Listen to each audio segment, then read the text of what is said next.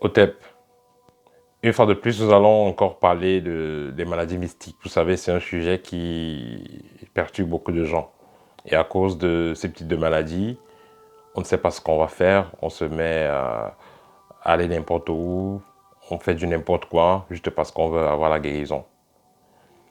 Alors, la maladie mystique, comme je l'ai dit dans la vidéo précédente, la maladie mystique, c'est une forme de maladie qui n'est pas détectable de façon clinique et n'est pas traitable de façon clinique. Donc il faut passer par une connaissance des voies invisibles pour pouvoir pallier à ce type de problème. Alors celui qui est donc victime d'une maladie mystique, ça veut dire que dans son corps, il y a des présences, hein, ou alors il y a une énergie qui n'est pas compatible à la structure de cet individu-là, et cette énergie-là qui va donc créer du trouble.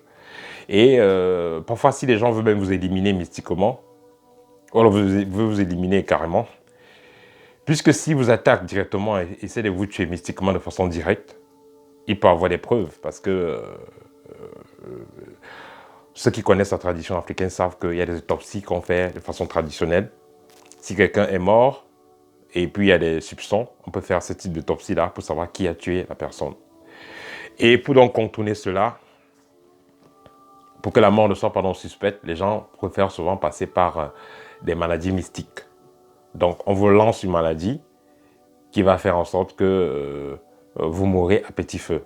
Et puis bon, on vous dira, il est mort sur de longues maladies, il est mort sur de longues maladies. C'est vrai que les maladies mystiques, il y en a aussi qui tuent très rapidement. Dès que vous avez été touché, peut-être même le lendemain, vous mourrez. Dans certains cas, peut-être après une semaine, après un mois, peut-être après des années.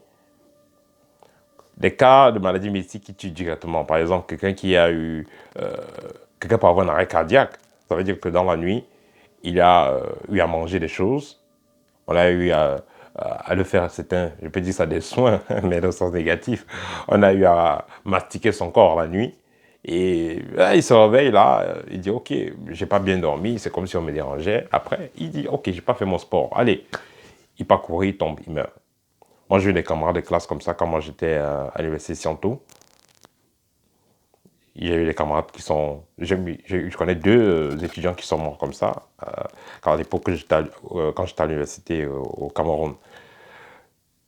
Donc, il y a cette forme, hein, il y a ce type de maladie-là. Donc, ça tue assez rapidement. Ça, c'est des maladies mystiques également. Et il y a donc d'autres formes qui vont aller un peu plus long. Vous serez malade, on dira que vous avez un cancer, de ci ou de ça, mais en réalité, ce n'est pas vraiment le cancer. Parce que là, ce sera une maladie qui vous a été administrée. Et puisque le docteur ne peut pas vraiment voir ce que c'est, on pourra dire que c'est un cancer, mais ce n'est pas réellement ça. Et même si c'était le cancer, il y a des techniques pour traiter des cancers, même si c'était des cancers. Parce que si tout est énergie, ça veut dire que si il y a un organe qui fonctionne pas bien, ça veut dire qu'il y a un déficient énergétique à ce niveau. Ça veut dire que les cellules qui sont à ce niveau-là ne travaillent pas correctement. C'est pourquoi l'organe commence à pourrir, c'est pourquoi, voilà, c'est pourquoi on va parler de cancer dans tel ou tel endroit, c'est parce que l'organe X ou Y ne fonctionne pas correctement.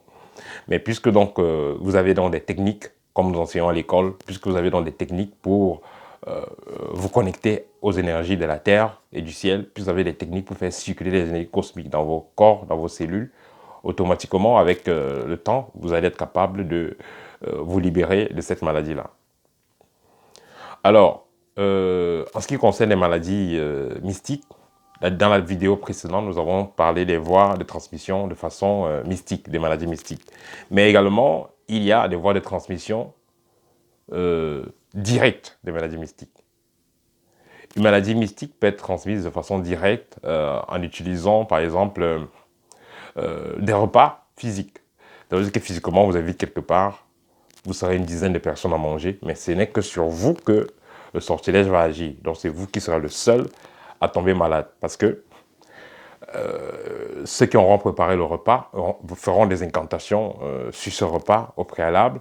Et une fois qu'ils auront fini les incantations et tout ce qu'ils ont à faire, en votre nom, vous allez être invité, vous irez vous asseoir, vous allez manger. Et une fois que vous avez mangé, votre sort est scellé.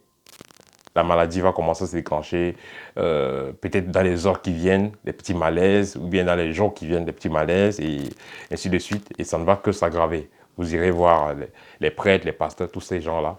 On ne va que faire atténuer parce que ces gens n'ont pas ces gens n'ont pas forcément le code qu'il faut pour pouvoir vous guérir. Ce qui fait que, en fin de compte, la maladie va toujours être là, longue, longue, longue. Et quand vous allez vous décourager, alors la maladie va prendre le dessus et c'est comme ça que vous mourrez. De plus, ce qu'on peut ajouter sur les maladies mystiques, c'est que la maladie mystique, elle pourra être transmise de façon directe, comme on a dit, de façon mystique, et elle pourra aussi être transmise d'une façon entre le direct et entre le mystique. Ça veut dire en utilisant votre empreinte énergétique. L'empreinte énergétique, ça veut dire que même que ce soit même déjà les empreintes des pieds, hein, que ce soit l'ombre, parce que ceux qui connaissent très bien le Cameroun, il y a une pratique, il y a un sortilège qui est lancé qu'on appelle le mousson. Donc, il suffit de verser certaines concoctions sur votre ombre et dans la suite des heures qui vont passer et des jours qui suivront, vous allez commencer à pourrir de l'intérieur. Donc, quand on vous a fait cela, dans quelques jours, vous êtes mort. Donc, il y a toutes ces différentes formes de sortilèges là qui existent réellement en ce qui concerne les maladies mystiques. Et comment éviter ce type de maladies mystiques? Dans la vidéo précédente, nous avons donné quelques astuces, et dans celle-ci encore, nous allons donner quelques astuces. Mais ici, c'est plus pour celui qui suit déjà une voie spirituelle. Celui qui suit une voie spirituelle, pour éviter les maladies mystiques, ou alors les sortilèges, c'est assez simple. Il faudra déjà que, puisque la personne a appris à vivre dans une certaine forme de fréquence, ça veut dire qu'il il a une certaine communion avec ses guides spirituels. Ce qui fait que il est averti à temps.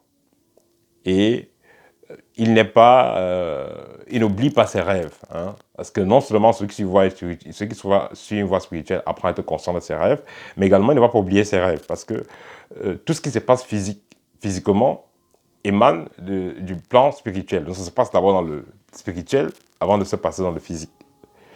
Donc votre maladie qui va être palpable, ressentie, qui aura des effets dans le plan physique, elle a commencé déjà à agir dans le plan invisible. Elle est née dans le plan invisible avant de se matérialiser dans le plan physique.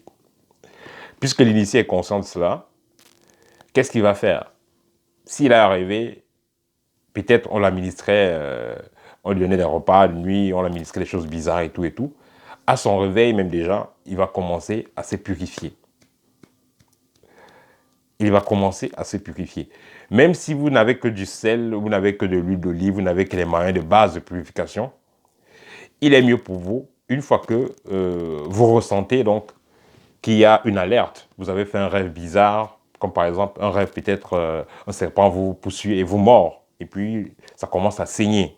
Là, ça veut dire que dans le plan astral, vous êtes touché, par exemple, quand vous avez ce type de rêve-là. Et au lieu de rester dormi, attendre le lendemain ou le week-end pour aller voir le pasteur pour prier, il est mieux que, si possible, vous vous réveillez spontanément et vous commencez à vous purifier. À ce moment-là, si vous utilisez le sel ou l'huile d'olive, peu importe le moyen que vous avez, à ce moment-là, c'est efficace parce que le sortilège n'est pas encore totalement téléchargé dans votre structure.